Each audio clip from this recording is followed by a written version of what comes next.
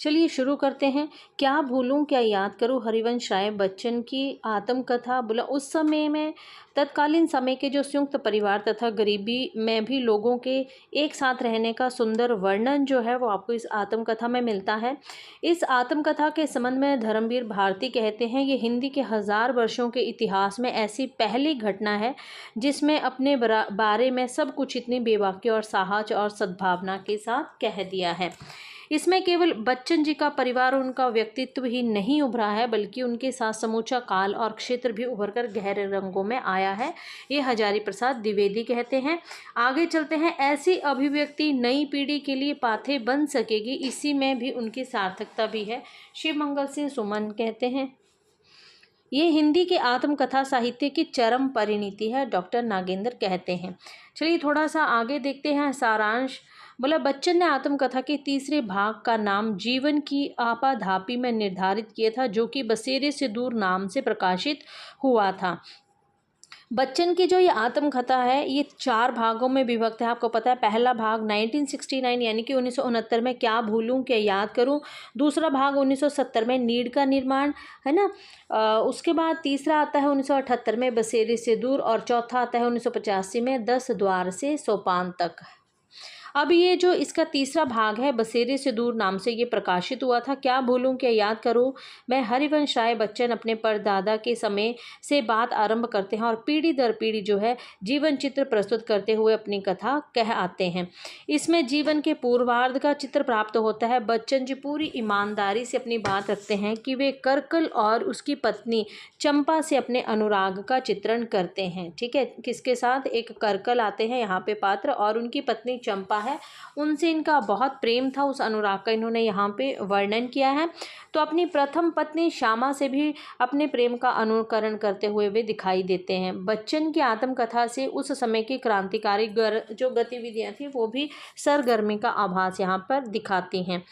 श्यामा से विवाह और उसके मृत्यु तक की कथा कहकर बच्चन बात को विराम देते हैं। अब यहाँ से देखते हैं कि यहाँ पर जो आए हुए जो स्थान है वो कौन कौन से हैं। गांव का उल्लेख यहाँ पे किया है कि अमोड़ा के बाबूपट्टी गांव में ये रहते थे। हरिवंश राय बच्चन सबसे पहले अमोड़ा गांव का ही जिक्र करते हैं। बच्चन कैथी लिपि को कायस्थों की लिपि कहते हैं। अकबर प्रदत्त हुक्म का दृष्टांत करते हैं। और बच्चन के दादाजी ललितपुर में जेल दरोगा थे।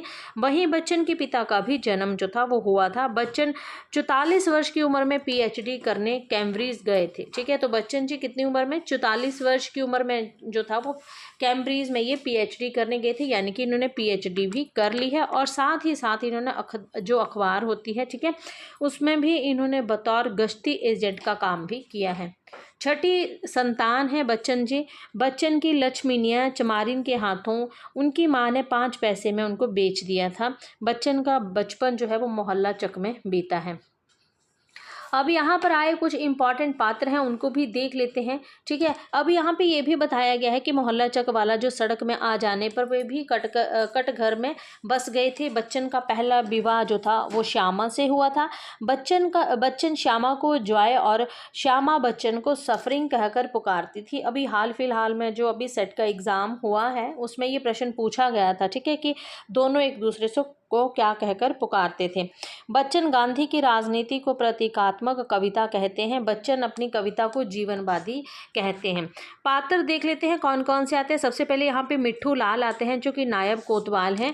मिट्ठू जो हैं ये लाल बच्चन के परदादा थे। उन्होंने ही इनकी कई खंडों का विशाल जो पुश्तैनी मकान बनवाया था, जो गरीबी के समय पर थोड़ा थोड़ा करके बिकता रहा।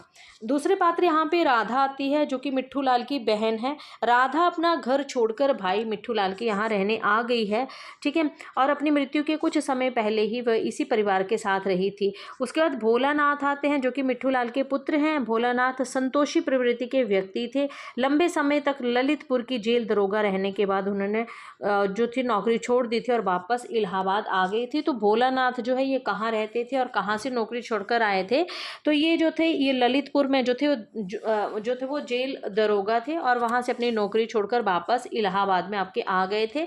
अभी तक हमने मिट्ठू लाल, राधा और भोलेनाथ को पढ़ा है। आगे महारानी आती हैं जो कि राधा की पुत्री हैं। ठीक है, राधा कौन थी? ये मिट्ठूलाल की बहन थी, ठीक है, ये हमने पढ़ लिया है। अब महारानी जो है ये राधा की पुत्री हैं। महारानी भी अपने पति का घर त्याग आई हैं। अंतिम समय में परिवार के झगड़े के कारण वह भी चल गई थी, मतलब घर से चली गई थी और कसम खाई थी कि लौट कर देहरी पर कभी पाँव नहीं रखेगी। राधा भी इसके साथ चली जाती है और वहीं उसकी मृत्यु जो है वो हो जाती है। महारानी बाद में किसी कार्यक्रम में आती हैं तो वो देहरी के बाहर ही रहती हैं, क्योंकि कसम खाई थी कि देहरी के अंदर जो है वो पैर कभी नहीं रखेंगी। फिर आपकी बुद्धि आती है जो कि महारानी की पुत्री है। तुलसी पातर आते हैं जो कि भोलानाथ की पुत्री हैं, ठीक है। प्रताप नारायण आते हैं जो कि भोलानाथ के पुत्र व बच्चन के पिताजी हैं। और सुरसती यानी कि सरस्वती जो है ये एक पात्र आते हैं जो कि बच्चन की माँ है। सरस्वती पात्र की अगर हम बात करें, हमने जब हम उपन्यास पढ़ते हैं ना तो आपके उपन्यास में सरस्वती जो आपकी है शेखर की बहन आती है सरस्वती, उसमें भी आपकी एक पात्र आती है सरस्वती, ठीक है। दूसरी सरस्वती पात्र की अगर बात करें हम ना तो दूसरी सरस्वती आपके जो हम मानस का हंस पढ़ते हैं उसमें भी एक सरस्वती पात्र आपकी आती है, ठीक है। तीसरी सरस्वती अब आपने यहाँ पे देख लिया है जो कि अभी सेट का एग्जाम जब हुआ था वहां पर भी ये पात्र आपके पूछे गए थे, ठीक है। सुरसती जो था है ना, और इसके साथ आपके 4-5 पात्र और थे, मिला के तीन पात्र और थे। तो सुरसती यानी कि जिसको सरस्वती कहकर पुकारा गया था ये बच्चन की माँ थी, याद रखिएगा, ठीक है। 3 मैंने आपको जो है वो बता दिए, 2 मैंने आपको उपन्यास बता दिए हैं, ठीक है, और एक आपको मैंने जो है वो ये आत्मकथा बता दी है। बच्चन की माँ बड़े परिवार की थी और शिक्षित थी, बच्चन पर उनका गहरा प्रभाव था। मंगल पंडित आते हैं जो कि बच्चन परिवार के बहुत अच्छे दोस्त थे। गाड़े जो मतलब उनका जब बुरा वक्त चल रहा था तो मंगल ने बहुत साथ दिया। चलिए आगे देखते हैं। करकल आते हैं, मंगल के पुत्र हैं। करकल बच्चन का अभिन्न मित्र था, उसका विवाह चंपा से हुआ था, ठीक है। और करकल की मृत्यु कैसे हुई थी? तो करकल जब बारिश में मतलब भीग गया था तो भीगने के कारण जो था बीमार पड़ गया और बीमार पड़ने से जो थी करकल की मृत्यु हो गई थी, ठीक है। करकल की पत्नी है चंपा, और चंपा और बच्चन में करकल की जब मृत्यु हो जाती है उसके बाद जो है बच्चन और आपका जो चंपा है इन दोनों में भी प्रेम संबंध जो है वो दोनों का बहुत जो है वो चढ़ बढ़कर बोलने लगता है, ठीक है। मतलब करकल और उसकी पत्नी चंपा से अनुराग का चित्रण भी इन्होंने यहाँ पर दिखाया था, ठीक है। वह गर्भवती हो जाती है तो सुंदर को लेकर बद्रीनाथ चली जाती है, जहाँ वह कड़ी यातनाएं झेलती है। इस दौरान उसकी भी मृत्यु हो जाती है। श्यामा ये जो है ये बच्चन की पहली पत्नी है। कौन? श्यामा जो है ये कौन है? ये बच्चन की पहली पत्नी है, ठीक है। उसके बाद आगे देखते हैं। बोला श्यामा समृद्ध परिवार की पुत्री थी जिसका विवाह बच्चन के जानकार ने करवाया था। श्यामा जो है श्यामा ने बच्चन के निराश जीवन को पुनः प्रेम से भर दिया था, ठीक है। किसने? आपकी जो श्यामा है ना, को पुनः प्रेम से भर दिया था। श्यामा को क्षय रोग हो जाता है और वे भी कई वर्ष तक यातना भोगती रहती है। बच्चन को भी क्षय रोग हो जाता है और वे भी उनकी बड़ी सेवा करती है। जिस दिन बच्चन स्वस्थ होते हैं उस दिन वह खाट पकड़ लेते हैं और पुनः स्वस्थ नहीं हो पाती है, यानी कि दोनों जो है वो किस बीमारी से ग्रस्त थे, तो दोनों को क्षय रोग हो गया था, बच्चन को भी और उनकी पत्नी श्यामा को भी। आगे आते हैं आपके शालिग्राम है, बच्चन के छोटे भाई हैं। शैल कुमारी है, बच्चन की बहन है। विश्वनाथ प्रसाद आते हैं जो कि बच्चन के अंग्रेजी ट्यूटर हैं। आपके विश्वनाथ जो हैं ये आपके एक उपन्यास में भी आपके पात्र आते हैं, ठीक है। आपका जो उपन्यास आता है ना आपका, ठीक है, मैला अंचल जो आपका उपन्यास आता है जहाँ पे आपकी कमली और प्रशांत आते हैं। तो कमली जो है, कमली के जो पिता हैं, ठीक है, वो जो है वो विश्वनाथ प्रसाद हैं, ठीक है। और आपके एक पात्र आत्मकथा में आते हैं विश्वनाथ प्रसाद जो कि बच्चन के अंग्रेजी के ट्यूटर हैं। अन्य पात्र यहाँ पे महंगनी आते हैं, लक्ष्मीनी आता है, मनसा, गणेश प्रसाद, रामचरण है ना, रामचरण शुक्ल है, श्री कृष्ण है, प्रकाशो है, महेश मुक्त और राजनाथ पांडे, ये जो है यहाँ पर प्रमुख पात्र यहाँ पर दिए गए हैं। कुछ एक दो जो इंपॉर्टेंट कथन है वो भी थोड़ा सा देख लेते हैं। आत्महीनता ही भावना से अपने को मुक्त समझ लेने का ही कुछ अर्थ होता ही है। जहाँ जनता जातियों में बंटी हो वहाँ पारस्परिक ईर्ष्या द्वेष, अपने गुणों और दूसरों के दोष देखने की प्रवृत्ति बड़ी स्वाभाविक हो जाती है। जातिगत आलोचनाएं प्रत्यालोचनाएं जहाँ पारस्परिक संघर्ष सिद्ध करती हैं वहाँ पारस्परिक सहयोग भी सूचित करती हैं, ठीक है। ये जो सारे कथन हैं आपके ये कहाँ से लिए गए हैं? तो ये आपके जो है वो क्या भूलूं कि याद करूं आत्मकथा से लिए गए हैं। कहते हैं अकबर बादशाह ने किसी अमीर को एक हुक्का भेंट किया था। अमीर के परिवार में बड़ी हिफाजत की जाती थी उसकी। बादशाह सलामत की भेंट थी। किसी समय चिलम टूट गई तो उसे बदल दिया गया, फिर कभी निगाली टूट गई तो दूसरी निगाली लगा दी गई। इसी तरह नैचा भी किसी समय बदला गया और फर्शी भी किसी समय टूटी तो दूसरी में हुक्का जमा कर दिया गया था। इस परिवार में यही प्रसिद्ध रहा है कि हुक्का अकबर बादशाह की भेंट है। हालांकि अकबर ने जिस हुक्के को भेंट किया था उसका अब कोई अंश उसमें बाकी ना रह गया था। स्थूल वस्तुएं ही नहीं, शायद संस्कृतियां भी इसी परिवर्तन और परंपरा के क्रम में जो है वो सनातनता बनाए रखती हैं। ठीक है, तो यहाँ पे हुक्का हुक्का अगर आप ले लेंगे ना तब भी आपका ये कथन जो है वो बन जाएगा।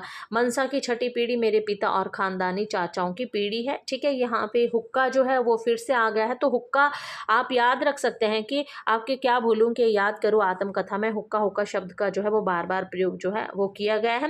बाकी यहाँ पे अगर मैं इसको सारा ही करूँगी तो वीडियो काफ़ी लंबा हो जाएगा, इसलिए मैंने यहाँ पे इसको रख दिया है। आप चाहें तो इसको यहाँ से पढ़ सकते हैं। ठीक है, आप इसको चाहें तो यहाँ से देख सकते हैं। ठीक है, जलियांवाला बाग हत्याकांड के समय में भी वहीं थे, लौट कर वे हमारे घर नहीं आए थे, है ना। और संध्या को मर छल्ला का, मार्शल ला का वे इसी तरह उच्चारण करते थे, जो आंखों देखा रोमांचकारी वर्णन किया करते हैं। ठीक है, तो ये सारा ही मैंने आपको यहाँ पर इसका जो है मटेरियल यहाँ पे मैंने आपको दे दिया है। ठीक है, स्त्री के आंसुओं के सामने पुरुष जो है बेबस हो जाते हैं। नारी तो माँ बनने के लिए ही बनी है, उसके स्वप्नों में कोई इससे अधिक मधुर, कोमल और संवल नहीं होता है। माँ बनकर भी वे पूर्ण होती हैं, ना बन सके तो इस अभाव के लिए भी अपने को धिक्कारती रहती हैं। ठीक है, तो ये जो है ये मैंने आपका सारा ही यहाँ पर रख दिया है, इसको आप देख लें यहाँ से। तो चलिए मिलते हैं नेक्स्ट वीडियो में। ये भी थोड़ा सा मैं आपको यहाँ पे बता देती हूँ, है ना, क्या भूलूं क्या याद करूँ। ये जो है इसका पहला भाग 1969 में आत्मकथा का, दूसरा नीड़ का निर्माण 1970 में। ठीक है, तीसरा जो था वो 1978 में बसेरे से दूर, और चौथा जो था वो 1985 में 10 द्वार के सोपान तक। ये जो है आत्मकथा के 4 भाग हैं जो कि मैंने यहाँ पर रख दिए हैं। अब आप चाहें तो आप इसको जो है वो पढ़ सकते हैं, अपने हिसाब से इसको जो है वो देख सकते हैं। तो चलिए मिलते हैं नेक्स्ट वीडियो में, तब तक के लिए धन्यवाद।